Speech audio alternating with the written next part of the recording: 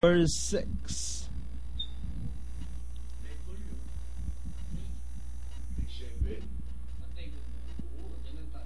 Gates open, they're up and racing. Redemption, Alpha Alianza is by the roll, pleasantly perfect. Angat ang Pinoy Hieroglyphics. Len Jai Ho running third last, second last Prince Isaiah, while Evo is in behind them as they leave the straight.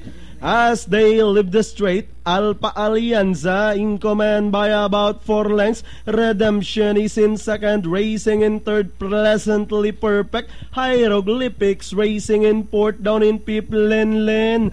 Angat ang Pinoy comes next, then running on the outside, Prince Isaiah. Evo, while the favorite Jai Ho is running at the tail of the field as they race at the 900 meters post with Alpha Alianza, a solo leader this time, maintaining a 3 lengths lead. Running in second is Redemption, pleasantly perfect, then closing in fourth is Len, followed by Hieroglyphics. Angat ang Pinoy, Prince Isaiah, Evo, and Jai Ho as they rounded the 600.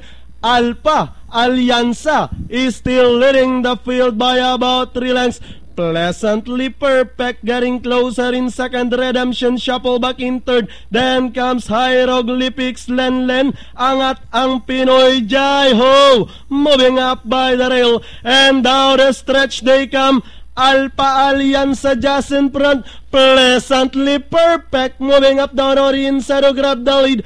Pleasantly perfect, Alpha Alianza shuffle back in second, and finally Dominador Honrejas Borbe Jr. on pleasantly perfect second. Alpha Alianza, Hieroglyphics, Redemption, Len for your pen.